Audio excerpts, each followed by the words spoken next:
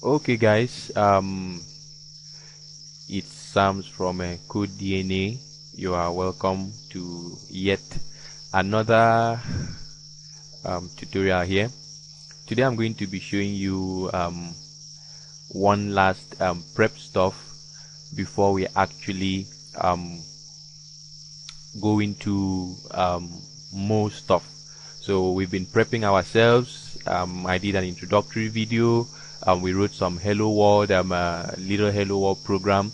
We now did another video on how we can actually write our Python script and run it from the terminal or the command prompt or whatever you'd want to call it, depending on the operating system that you are using. So for today's video, it's going to be a short one, and it's going to be still very simple. I'm going to talk about Python comments, okay? So that when you get to see comments, you know what comments are. So basically this video is not going to be long. It's just going to be a short one, and we will be done in just a matter of minutes. Okay, so basically when we write our Python programs, okay, we have to add comments to it. We have to add comments to it because basically people will get to read our programs, will get to read our code. When we are working with other developers, we will basically have to write comments into our programs so that they can actually know what we were trying to do or what we did inside our code. All right, so comments are very important for developers, for programmers.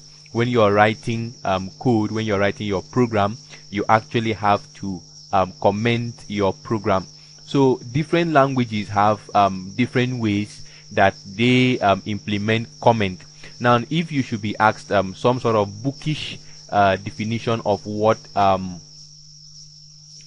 comments are, okay, so comments are just non-executable statements in our code. All right, so any statement that is not executed by either the program's compiler or interpreter is basically a comment. And there is a way we tell the program or the computer system or the computer language that we are using that this is a comment. So Python has its own way of commenting programs. Okay, so I'm going to show you how Python comments are being written. There's also something we call the doc string. When we get to writing functions, okay, I will show you how we can actually generate what we call a doc string. But for now, let's just deal with comments. We will not be going to the whole command line like we did the last time in the last video. What we'll be doing now, I'll head straight over to my Visual Studio code. I actually have a folder on my desktop called Python code base. All right, so you can actually do same, create a folder on your desktop or any directory that you want. You can call it anything you want, and you just open it up with Visual Studio, and this is where all the source code that we'll be using for this tutorial series, I'll be storing it here, and at the end of this series I will upload it, and I will share the link with you guys, and you can actually download the code base and peruse it. You can actually go through it. All right, so what I'm going to do right now is I'm going to create a new file. I'll just call it comment .py. Remember, every Python file needs to come with the extension .py. So if you don't have the .py extension, then it is not a Python file. And our nice editor here, Visual Studio Code, knows that Python has this symbol, so it just attaches it to us at once. Visual Studio Code is way so cool for almost anything, anytime. All right, so most guys use it for JavaScript, use it for HTML, CSS, Python, Java, C#, and a whole lot of languages. They've got a lot of extensions and plugins for any kind of language that you would want to use it for. So for today, we are going to be using it for our Python programming. Okay, so I'll just go ahead and create the file, and this is what I'm going to do. I'm still going to use the same simple hello world program that we wrote the last time, but this time around I'm going to do something. I want to show you what comments are. Okay, so if I get to say print, all right, I do print and I do hello world. Okay, that's basically what we have at the moment. Just print hello world, just the same program that we used the last time. I know you've seen this program so many times. After now, you're not going to see it again. We are going to have to do something else, but I just want to explain what comments are. So basically what we are saying in this line is we want Python to produce what we have here. All right, this is a string. When we talk about data types, we will explain this better. So we want it to display this text that we have put in here on the console. The console will be your command line, or that black place where you have all those stuff that you might not really be understanding at the moment. So now if I should do something like this, all right, and I now say print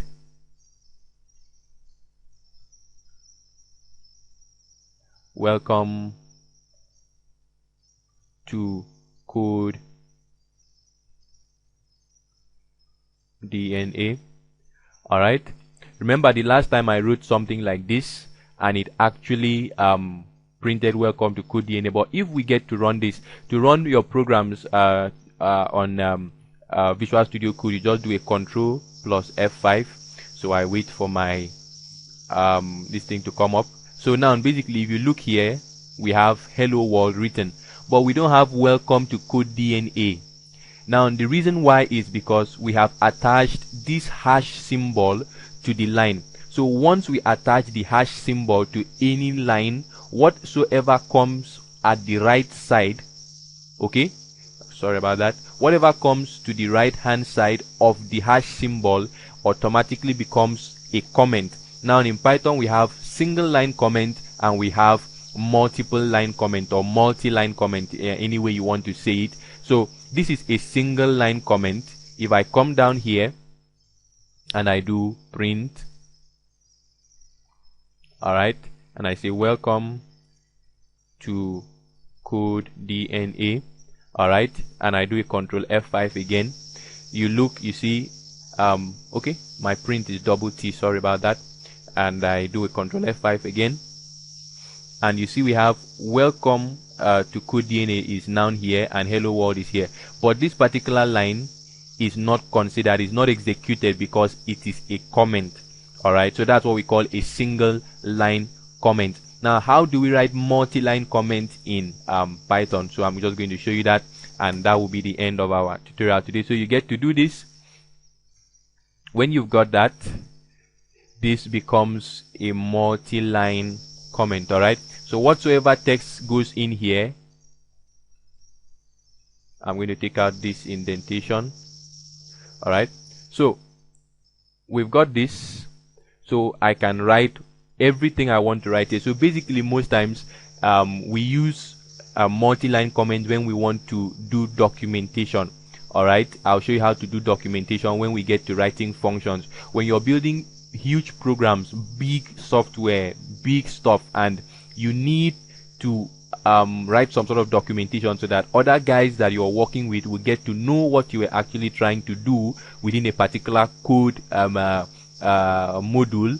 All right, you get to write this documentation, and for purpose of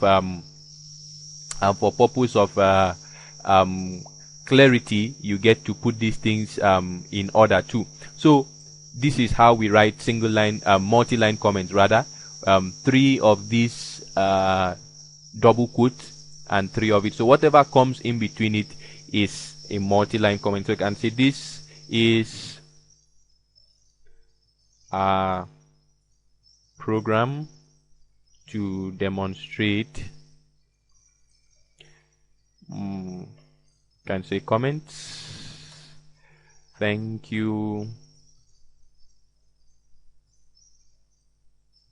And that is the end. Alright, so if I should do a control plus F5 again, our program still works fine. This is not executed.